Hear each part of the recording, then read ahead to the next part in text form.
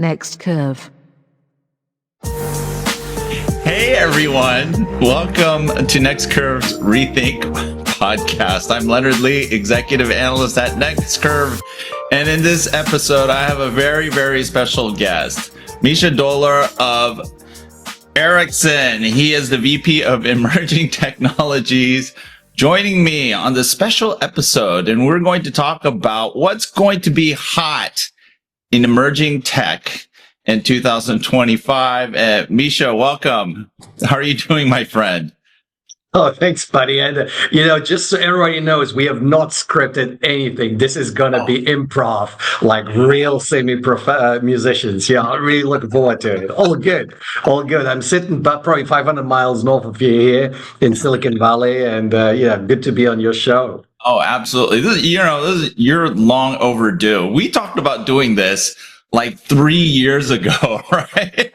So true. So true. Which is what it worked out because we haven't planned for it. We just said, let's do it. I think yesterday just stopped me the email and that's it. Today when the call, just do it, Yeah, so we will be doing it. We're going to be having a crazy discussion, no doubt. Have no idea what we're going to be talking about, but all I know is going to be good. And before we get started, please remember to like, share, and comment on this episode and subscribe to the reThink podcast here on YouTube and or on Buzzsprout to take us on the road and on your jog, all your personal activities where you have time to listen to us, and obviously on your favorite podcast platform. And so with that, wow, I am so, you had me a little bit concerned earlier on when you didn't have your red jacket on. I was going, my students, when they saw me without my red jacket, my red shoes, they knew I was in a bad mood. Something was wrong, but no, I have it on for you, of course. Yeah, absolutely. That would mean that you were having a bad morning. It's all good. Yeah, crazy. So, I always love chatting with you whenever we have a moment at the various conferences and events where we do bump into each other to have a chat, but then also, offsite, just having time together to exchange notes or compare notes. And so I want to take this opportunity to see if we can capture some of the magic of our conversations and talk about the things that you think are going to be hot. Because, first, let's do this. Why don't you explain to the entire universe who you are, what you do, and why we have so many great conversations every single time that we meet?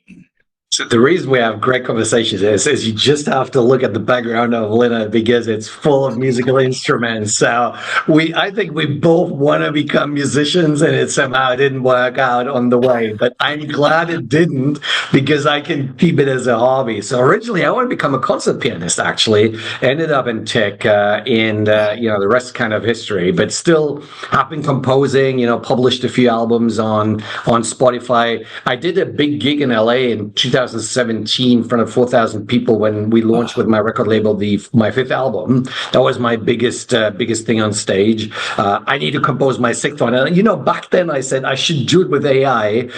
Never found the time to do it, and now I really regret this actually because so many opportunities. Maybe I'll still do it. But anyway, so I do music. I love also policy work. I do a lot in policy. I work with. I'm actually on the board of Ofcom, is our UK regulator, Spectrum board there.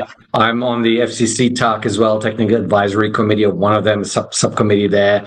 And I love that. And also like to get hands-on.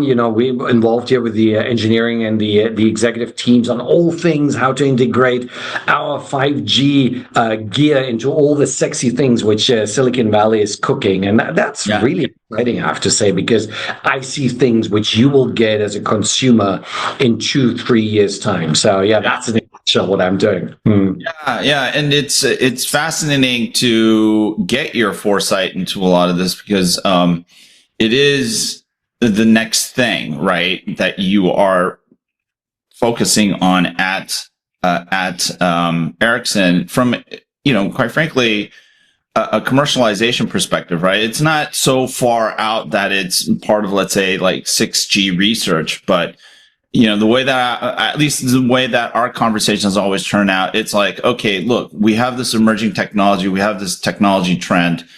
What is its potential to actually manifest itself into a viable commercial application, right? Yeah. So that's the sense I get. I know that you dabble and you have all these technologies on your radar, no doubt, 6G included. It's that our conversations tend to have more of a near-term horizon.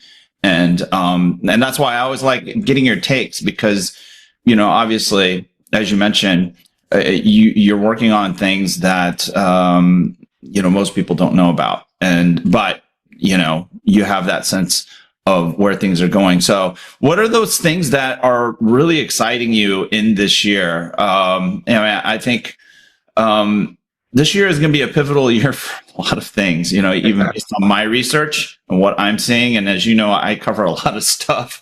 It's going to be a wacky year, but I wanted to give you an opportunity to share with the Next Curve audience, what is it that's really that piqued your interest and that you think is going to be the center of conversation? And yeah.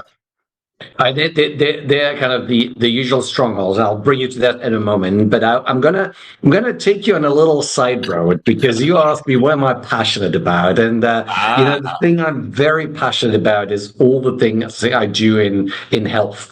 So it's something I started at King's College in 2000, maybe 14, 15, 16, in the early 5G era. And rather than jumping on building codes and protocols and standards, I actually went out to society and asked them, hey, in 2020, we'll probably have a technology called 5G. It will have these kind of capabilities. What would you do with that? What could you do with this you cannot do today? So I work with artists, a massive attack, which is really eye-opening, with transport companies, but also with our hospital at King's. And, I floated the idea of using 5G-enabled telesurgery, which back then we got a lot of heat for because people didn't believe that this was even possible. Zoom forward to the year 24, 25, and it turns out we're doing this now. So I have, I'm working with some of the most talented surgeons on planet Earth. Particularly, I want to highlight my buddy Vipul Patel. He sits in Orlando as part of Advent Health, and he's doing laparoscopic surgery. He has done now probably more remote surgeries than anybody else on this planet, and it's taking velocity. And of course, the majority will be done with fiber. There's no doubt about this. Yeah. But 5G plays a very neat complementary technology for a variety of reasons. The first one is, believe it or not, as we started to roll this out, a lot of the IT departments say, hey, we have never seen that robotic surgery equipment. I don't want to run this on my really vetted IT Ethernet, right? So fiber. So therefore, separate line is needed. Second argument is that actually from a cost point of view, it's much cheaper to have, let's say, with Verizon, T-Mobile, or AT&T, a fixed wireless access SLA grade enterprise slice, rather than having a fiber paying $1,500, $2,000 a month, right? So it is actually cheaper. So entry into that market's much better for hospitals. And then the third one is, a lot of hospitals don't have actually good fiber. And then it turns out not all the fiber, even in reasonably connected hospitals, is at the 5, 6 nines of reliability. So having a backup link just in case the fiber goes out, and it has happened to all of us, this is where 5G comes in, right? So I'm working currently with our crew here from Cradle Point, and the Ericsson folks and the wider industry with the FDA, lots of surgeons, medical societies, hospitals, healthcare providers. Super excited. This is really what keeps me going at the moment. Yeah, you know what? And as you were describing sort of this discovery that you've done as you dug deep into this use case, is its applicability in a lot of emergency scenarios. I keep thinking about the wildfires that are occurring in Los Angeles, what we saw with the hurricanes in North Carolina, Florida, where the infrastructure went down, and there could be actually essential need for wireless connectivity where you just simply wired connectivity is down, right? And so how do you create an architecture a distributed computing architecture that could support, let's say, on-site, maybe surgical procedures, or at least assistance, some kind of capability that allows talent and expertise to be deployed closer to where the need is, because it's physical, right? It's a physical thing, and having to ship people out of let's say an emergency situation costs money, it's time, and to be able to bring that expertise over the air into a location where there's probably, you might not be doing the surgery, but there's assistive things that 5G can bring in those types of scenarios. So I don't know. It's just something that popped into my head as you were. Yeah, I love that. I think it's like great idea. Actually, if you think about specifically LA, probably a lot of the fiber pops really burned down. So the fiber, even though it might be protected underground, it's completely useless at the moment. So in 5G, naturally, it has also suffered because we got the towers and all that. But a company like ours, Ericsson, we do have these emergency response containers. We fly them in with helicopters that put down towers on there, telco infrastructures in there for first responders, for people there. And I love your idea. I've thought about this actually, to actually piggyback, let's say, medical care. It doesn't necessarily need to be really at this point, surgery, but, just smart medical 5G connected care, internet connected, happens to be 5G. That could be a really big thing. Yeah, let me talk to Barry, my CEO, who's really very passionate about this as well. And I'm sure, actually, we did help the LA crisis with things like these. So it's a good idea. Love it. Well, it kind of ties in with some of the ambulatory things that we're hearing about as well, and that's being experimented or at least it's being POC'd, if not, piloted in the UK, right? I know that there's a case study there as well. So, it's really interesting. And, I'm glad that you tee things up with 5G, because I think, I'll tell you right now, I think it's just being detrimentally ignored. I think obviously there's another technology that's getting a lot of attention and a lot of funding. But I think, here's my take. I think 5G is going to be important, whether people, consider it or not. Whether, regardless of the degree of quote unquote disappointment, we're at a point where, 5G is at an inflection point. It really is. And I think it's, detrimental to ignore that state that the technology and its deployments are. And so, I'm looking forward to the, let's say, resetting of that conversation. And I like some of the practical views that you're bringing, even though, you're looking at the future in a sense, but it sounds like you've gone through some journeys here with these technologies, use cases where you're starting to surface up, like, what does value look like when you apply these technologies? And usually it's not what you hypothetically thought at the beginning, right? You start off with something and you go through the journey, and then those value cases start to surface up. So, hey, thanks for sharing that. That's cool. Just to add on, people ask me, why do you go for this really difficult use case? And I think, and that's like my personal take on that, some really, really smart people have tried before me to kind of bring that smartness into the healthcare sector, and somehow it didn't really always succeed. I'm not saying it didn't at all, but we don't have a fully instrumented smart hospital with full connectivity AI today. And I think one of the problems was really that we kind of trickled in different use cases, very dispersed. And then we also did a bottom-up approach where we went via the IT departments, and they have a different visibility and all that. So I thought, let me go the other way. Let me take the most difficult one, because I thought if we crack this one, the rest will be easy peasy. Then go via the healthcare system and the surgeons, because they put the pressure on the IT department. So the digital transformation would be much easier. And so far, it proved to be the right strategy. Yeah. And so, I want everyone who's listening and watching to know that this is the reason why he wears that red jacket. This gentleman is fire, He takes on the tough stuff, You have to be that bright beacon, showing everyone the way. No, I love it. That's great. So, hey, let's. One of the topic areas I really wanted to talk to you about was the Metaverse. The Metaverse. All right. But really, where are we going with it? If you're still arguing that it's like the big thing, then we have to have a side conversation. But look, this is the thing. You know me, man. I'm always fan of the technology and the great engineering that people do, the great science and research that goes into to making these technologies possible. I'm not a big fan of the hype. You know that, right? I'm known for that. But what I know that you're very cognizant of, because you do this top-down thing, which I think is a great approach, by the way. I think like disruption and real transformative use cases come from expensive stuff that's tough. The easy stuff that tends to come about a lot slower. I mean, we saw that with IoT, right? It moves at a snail's pace. But I want to get your thoughts on where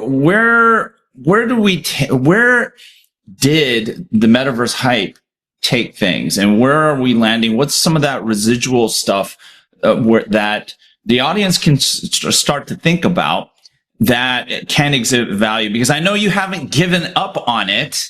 And if you did, I'd be really disappointed, Mischa. But let's talk about that for a moment, because honestly, I think there's a lot that was always there that has, growing potential. So. Yeah, I mean, we should have asked Mark Zuckerberg to be with us on the call here, right? So next time, let me give him a buzz and see. Oh yeah, that'd be great.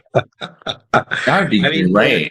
It clearly has been an overhyped and overloaded term, if I can use a programming metaphor here. So it means very different things for a lot of people, from different genres. So, the whole concept of that spatial internet, I don't think is dead at all. And I transited, I transformed, I grew from ambassador into a true believer when I tried on the Meta Orion glasses. So I was one of the few lucky ones who could do that. And it has really blown my mind. So I don't want to give advertisement credit to any specific company, but I've seen the first time ever, I've seen a sleek device, sexy enough for me to walk around with it for a sustained period, with a great optical and general technical capabilities, right? So we're getting there. So the engineers, you give them a challenge and they somehow manage to crack that. The jury's still open if people will actually adopt that. So we have, I personally always try to believe that history loves to repeat itself. Yeah. And we had one gadget which grew like mad, which is the smartphone, right? I started with the iPhone, etc. So we have that data starting in 2008. We got like a super exponential growth there until now it's kind of flattening off, but it's been a stellar story. And then we have let's say the smart watch. I like to use this as a lower bound, which is kind of a useful device, but not everybody's cup of tea. And so I don't wear it because it bothers me with playing the piano. So I'm not a smart watch guy at all. But, penetration now is at 30%, grew much slower. So therefore, we could imagine that AR could be anything between these two. And either scenario is a good scenario for us as a community. Use cases, listen, I always like to listen to myself. Would I wear them the whole day and play games? I'm out of this age, Leonard. I've just gone over 50, so it's downhill here from playing games. But are you making fun of me? Are you like insulting me? Come on, man. I'll tell you, it's not that bad. It's not that great, but it's not that bad. All right. I love you too, man. So anyway, but stuff like navigation, having a call with your friend, etc., or engaging actually what I think will be the even bigger use case with the LLM, with the smart agent, very interesting. And Meta actually, I'm not sure they truly believe this will really exponentially explode. So they've floated this idea and has been announced publicly to actually have earbuds with a little camera, right? So, and I can imagine actually people wear this even more because it's not so intrusive. You have it all with you. The cameras is capturing like a 360. It understands, the spatial context, advises you, tells you things. Hey, the future's still wide open, but we're getting there. That spatial compute, whatever you call it, is not dead. I don't think so. All right, there you have it. Okay, so do I give my take? Do I have a Go for it? Go for it. No, I think you're tuning into a number of really good things. I think one of the caveats it boils down to silicon. Are we there with the semiconductor technology, and can we get the power efficiency and the density to support these form factors? And one of the things I've noticed is that a lot of these AR devices are becoming actually smartphone reliant. They're not standalone devices, and I think with the Orion, one of the things that they didn't make quite clear, and many people didn't talk about, is that you do have that puck, right? And so oddly, I like that you brought up the smartphone and how it went universal, right? It's a universal device, and it seems like it still continues to have a role. And I think it's one of the reasons why it's not something that to be ignored. The innovation that's happening is in how it's becoming increasingly multifunctional, but it's expressing itself in very boring ways that are actually very transformative or enabling other transformative, let's say, peripherals like smart glasses. Because I was at CES, I tried a bunch. They're getting better. I have to say, in terms of any of these XR experiences, the Vision Pro by far destroys everybody. They're so far ahead, it's not even funny. But I think in terms of the AR stuff, and the only reason why I say this is because I just see so many haters out there talking nonsense about the device that they never even tried. That I think we'll get there. I think we're going to have to start with simpler there. And that's what seems to be getting traction, like Meta's Ray-Ban glasses. But the odd use case, and what a lot of people talk about, is the camera. Even though they want to put a lot of attention to the AR, when I talk to folks who use that device, they talk about the camera, taking videos and stuff, and having that first person view, which I think, one of the things I've talked about for quite some time, the immersive media areas is probably going to be a pretty hot thing. And even with some of these smart glasses, one of the key use cases is when I'm on a plane, I can either do productivity or I can watch a movie on a gigantic screen. As silly and trivial as that sounds, it's especially with these plane seats getting smaller and smaller. If you're not flying first class like you, it's something that I think has growing appeal. But anyway.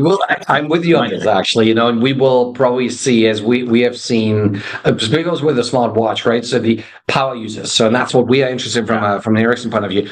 What does it mean? And typically, Pareto, Zipf's law kick in at some point. So we know that, from all the population using the device, about 20% will be power users. And the question now is, how much power is power, right? Will that be using that for 24 hours, 12 hours, 2 hours, 3 hours? Because that really will influence the way how we need to dimension the uplink and the downlink. And the uplink, if you think about it, you have these glasses on, and they're actually interestingly not streaming video at 60 FPS, frames per second. They take, maybe once per second, 5 per second. So if you work at, let's say, 5 frames per second, they need a much lower resolution, interestingly, because the LLMs get away with recognizing objects at, 480p resolution, which is really low. So you have that. So you get something like 200 kilobits per second uplink, roughly. I'm just, giving you a rough yeah.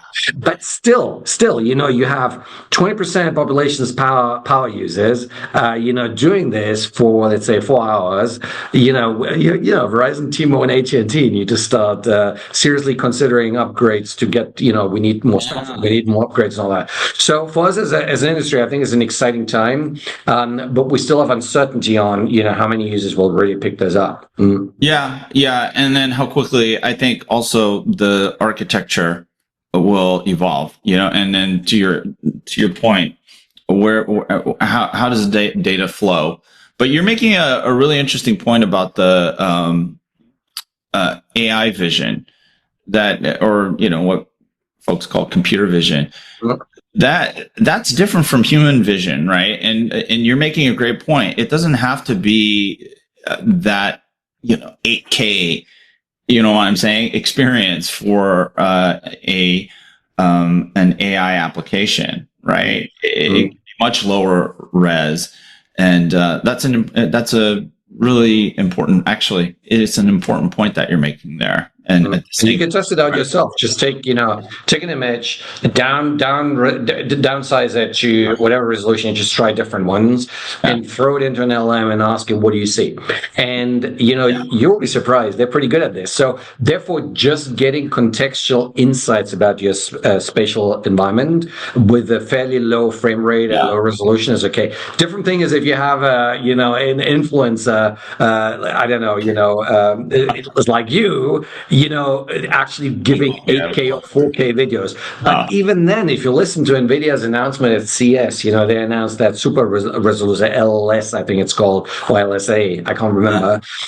You could perfectly stream it 480 and 70, whatever, and then you have AI basically upscale that for your viewers to then digest. The LSS, no, I mean, that's upscaling. Yeah, there's a lot of technologies out there that you have to think about as these systems evolve. But yeah, so you mentioned NVIDIA, you mentioned AI, so inevitably I have to pick your brain about what is this guy thinking about when it comes to all this generative AI goodness? I mean, what's your view on it in an overarching way? Not specific to LLMs and things like that.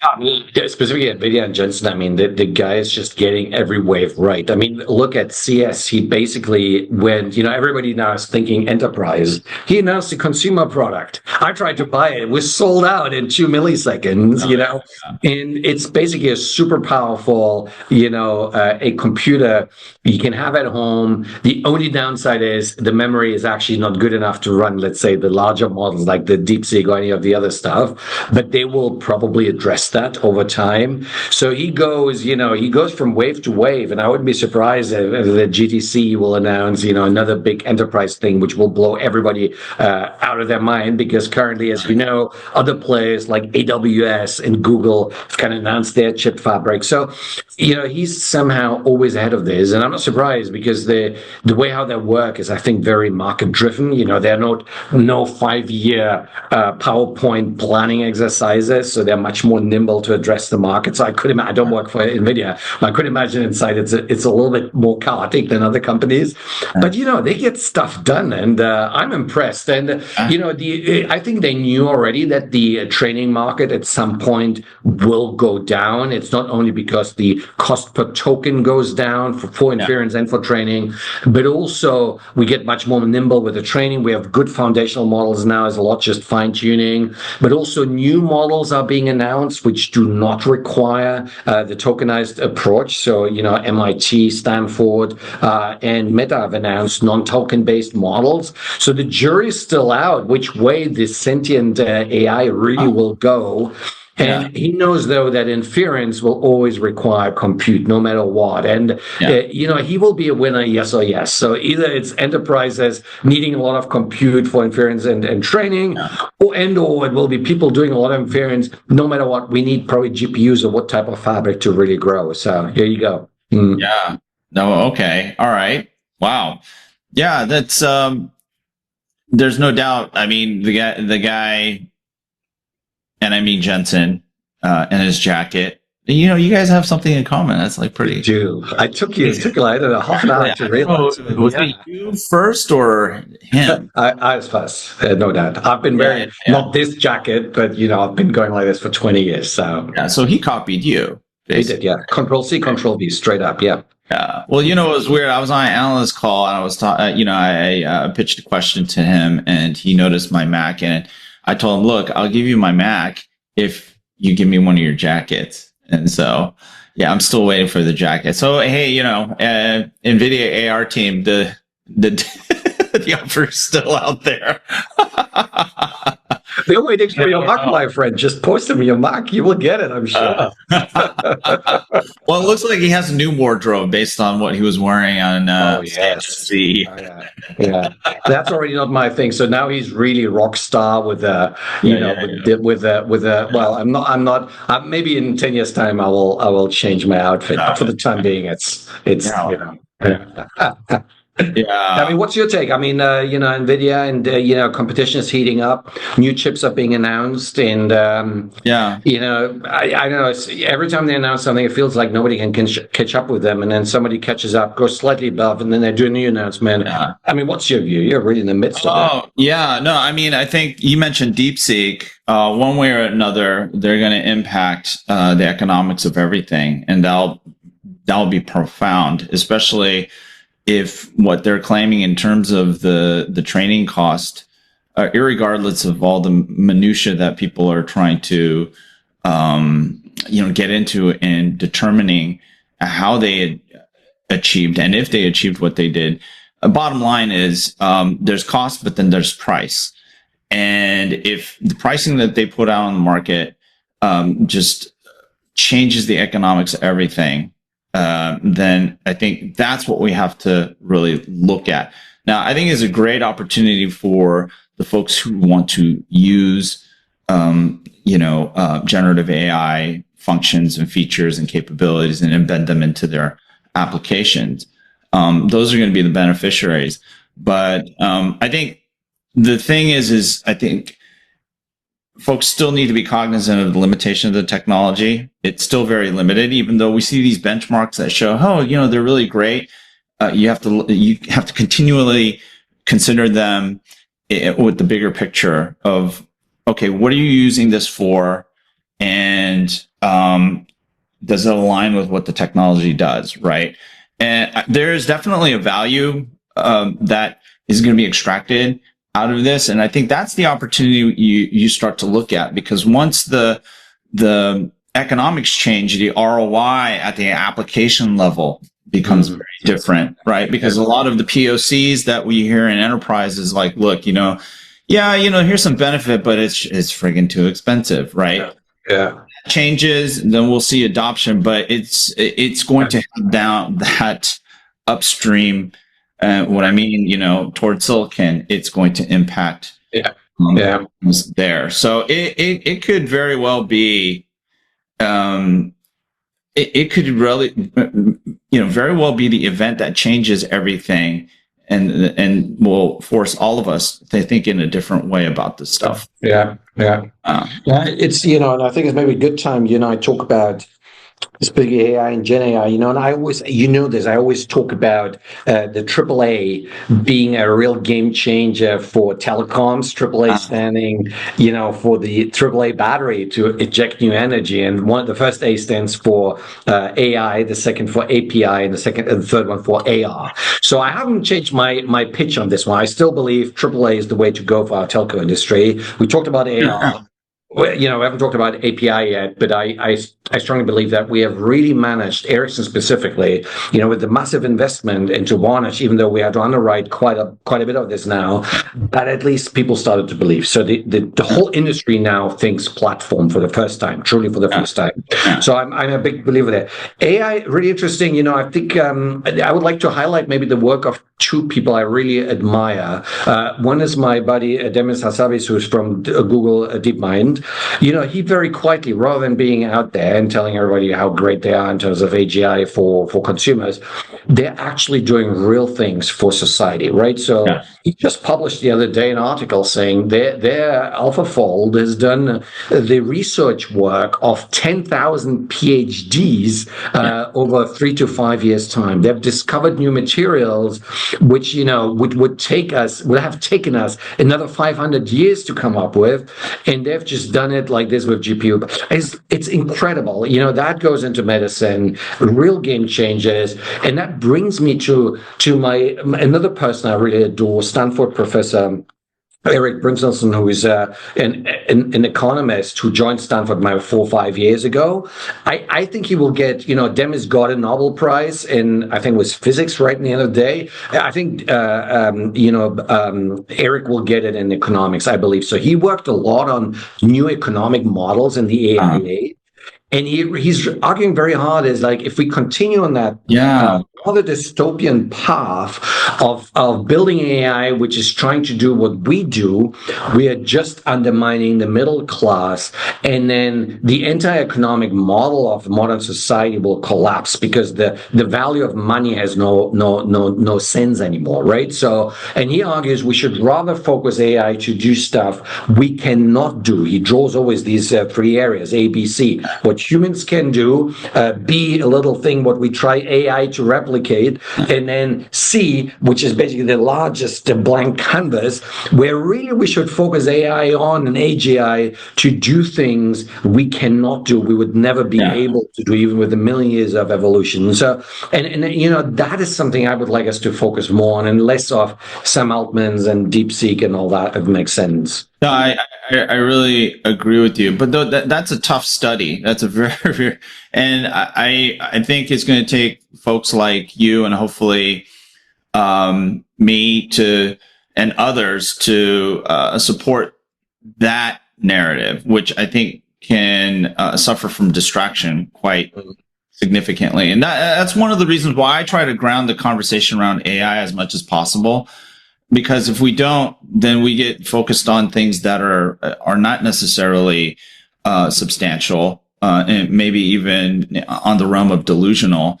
And then we also then provide opportunities for the technology to be misused. And I think that's one of the big problems right now. And in 2000, okay, so you asked me, what am I expecting out of AI? This year. The other thing is I'm expecting for it to be used tremendously in enabling the dark economy. So being used in cyber attacks, cyber crime, and we're going to see a proliferation of deep fakes. And I think the cyber security industry and trust and the emerging cyber trust industry is going to, number one, be challenged, but in order for economies to survive, right, that trust infrastructure needs to be built in, and that's going to, I think, start to become an increasingly important topic for governments at a government level. Because if we can't instill trust in commerce, trade, and economy, then all this stuff kind of falls apart. And one of the things that always sticks in my mind, and for anyone who goes to any of the Microsoft, events, watch the cybersecurity segment. This cyber criminal economy, or I think they call it the anti-economy or something like that, is the fastest growing economy in the world.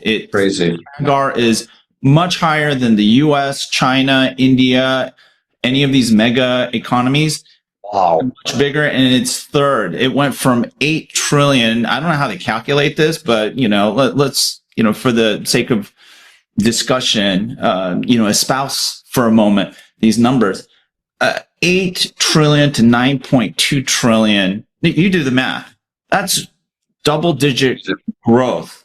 And I think if we give those numbers any credence, that's going to drive an urgency in reducing the risk and threat that is associated with that economy. And to your point, if we can't find the good in AI, people are going to use it to create that alternative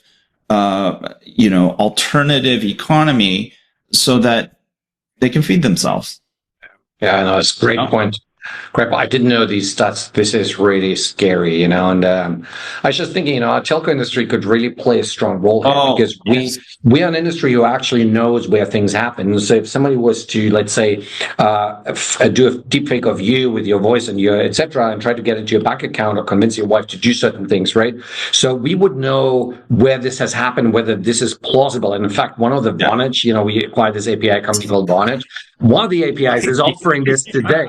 So if you combine these two things together, we could be a trustworthy service. Great idea, Leonard. No, you know what? Oh my God. You're right. Oh my gosh. Oh my gosh. Yeah. I mean, what a great segue into the API comment.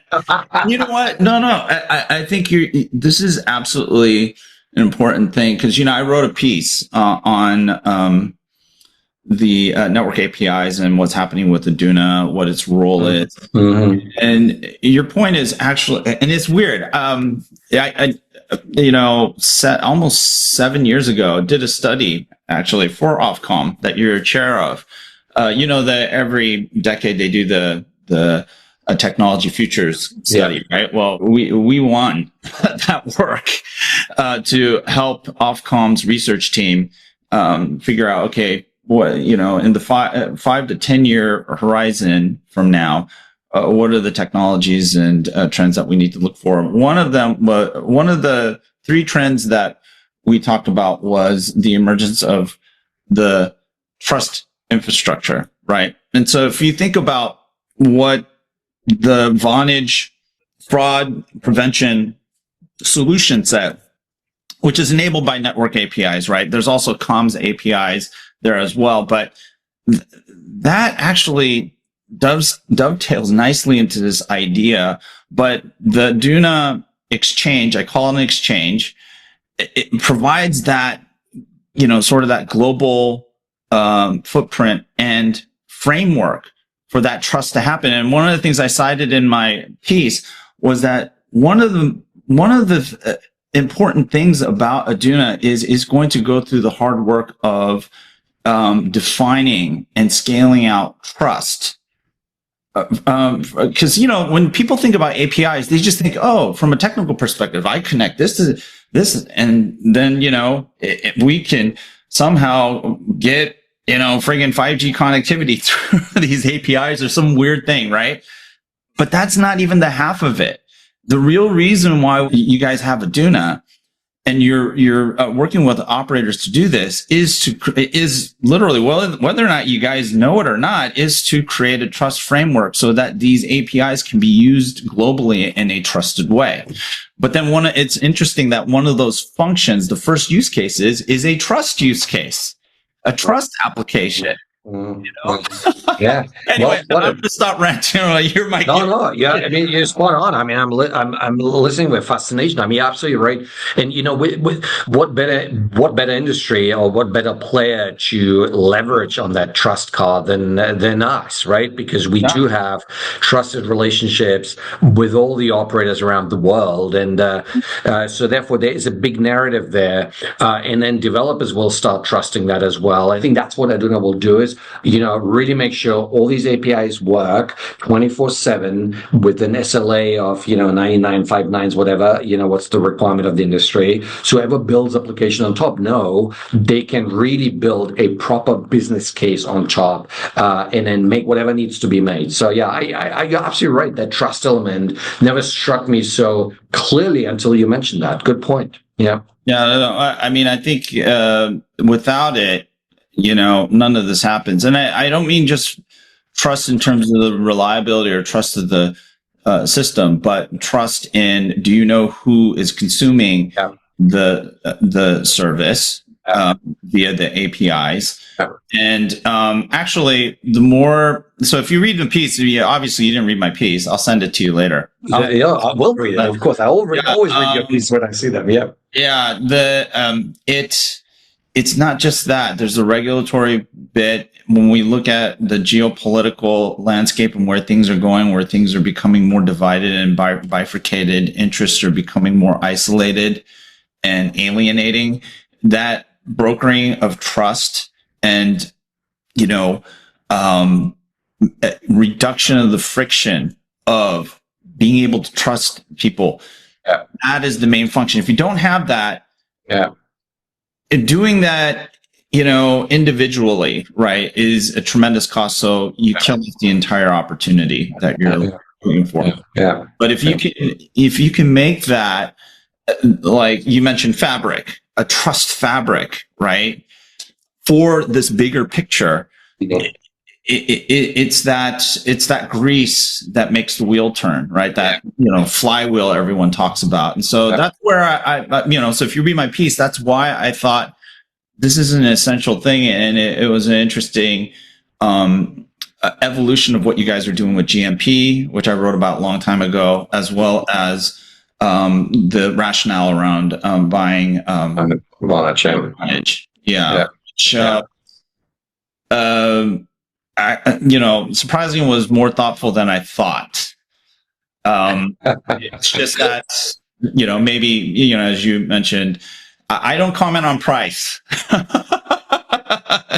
But, the obvious happened. But the thing is that if you look at the intent and the thinking around where you guys, and at the time, putting yourself where you guys and the industry was at the time. Yes, already at the time of purchase, I think a lot of my colleagues, we were really polarized, right? So somehow as great ideas, others thought, is a complete overkill.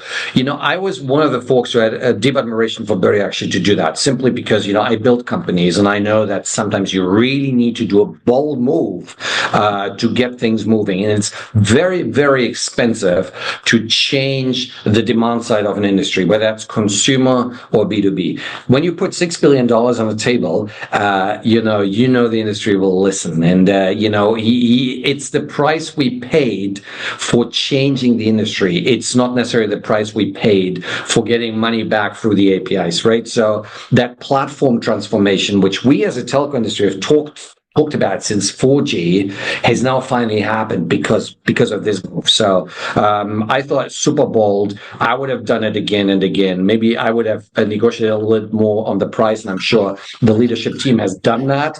It's where we are, but now the industry ticks the right way. I'm hopeful. Yeah. So, anyways, a lot of exciting stuff. Wow, we can go on forever. But we're gonna have to cut this off, otherwise we will go on forever. Mischa, this is awesome. We should do this again. And again, to our audience, because there are some folks who out there that they want things spoon-fed to them. This wasn't for spoon feeding. Mischa and we decided we're going to get together this morning and hit the record button. That's it. Okay. And hopefully you found some insight and perspectives that were helpful. Maybe, enlightening, can we say? But one thing's for certain, I always have a great time chatting with you. I'm glad we were able to capture a little bit of that lightning in the bottle for our audience here. And so why don't we do this? Tell our audience how they should get in touch with you.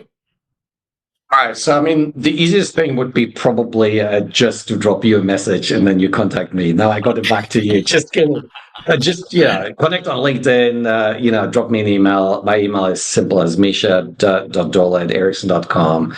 And, happy to discuss further.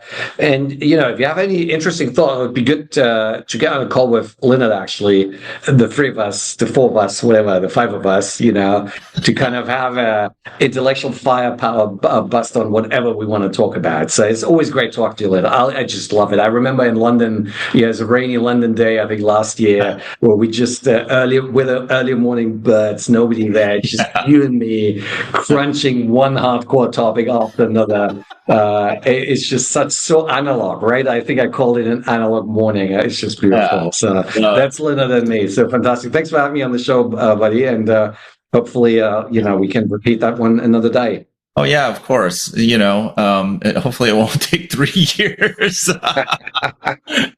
Hopefully we'll have a lot of folks who took a lot from this conversation. I know I did. It's all, like I said, it's always great to have a chat with you. And by the way, he's a great speaker. His daughter is a friggin' amazing musician. And just beautiful voice, wonderful artist, such a talented family. And he, of course, he has the best jackets and the best shoes. And I did see your shoes earlier when you pointed your laptop down. So, Right.